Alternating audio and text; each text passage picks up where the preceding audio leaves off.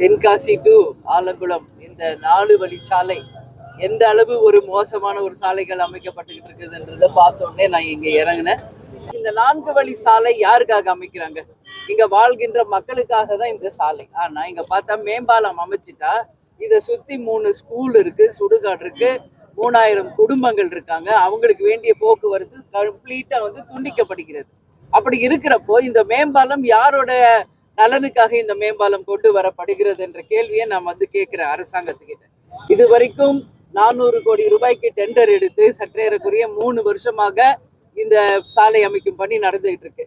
இங்க இருக்கின்ற வழித்தடங்கள் 38 வழித்தடங்கள் already close பண்ணியிருக்காங்க. இது வரைக்கும் எவ்வளோ பேர் இங்க உயிரிழந்திருக்காங்க. ஆக்சிடென்ட்ல கை கால் போயிருக்குது. தினந்தோறும் ஆக்சிடென்ட்ஸ் நடந்துகிட்டு இருக்கு. எத்தனையோ உயிர்கள் இங்க பலி ஆகிட்டு இருக்காங்க. ஒரு தரம் இல்லாத ஒரு மேம்பாலம் அமைச்சுக்கிட்டு இருக்காங்க. மக்கள் சார்பாக நான் இந்த இடத்துல சொல்றேன், இது மக்களுக்கு எந்த அளவிலுமே பயனளிக்காத ஒரு மேம்பாலம். இது லஞ்சத்துக்கும் ஊழலுக்கும் கமிஷனுக்கும் கலெக்ஷனுக்காக மேம்பாலமான ஒழிய இங்க வாழ்கின்ற மக்களுக்கான மேம்பாலம் கிடையவே கிடையாது. மேம்பாலத்தை அமைச்சிட்டு இப்ப இது சைடு இந்த 2 பக்கம் எல்லாம் எப்படி போவாங்க?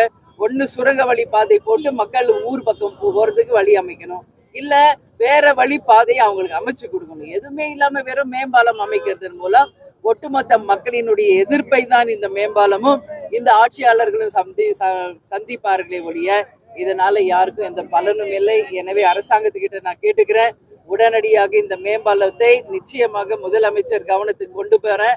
அங்க இருக்கின்ற அமைச்சர்கள் அதிகாரிகள் உடனடியா ஆய்வு பண்ணுங்க.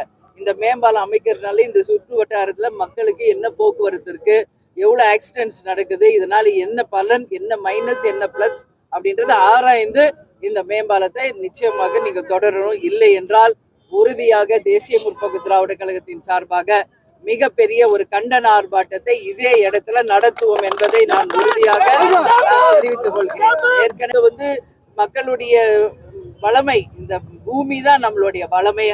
இங்க இருக்கிற கனிம வளம், மணல் எல்லாத்தையும் கொள்ளையடிச்சு கேரளாக்கு டெய்லி 2000 லாரிகள் டன்னா இன்னைக்கு நம்ம தமிழ்நாட்டோட வளத்தை பூரா பக்கத்து மாநிலங்களுக்கு அனுப்பிக்கிட்டு இருக்காங்க. இதுதான் இந்த திமுகவினுடைய ஆட்சி. கேட்டா எங்க திராவிட மாடல் ஆட்சின்றாங்க.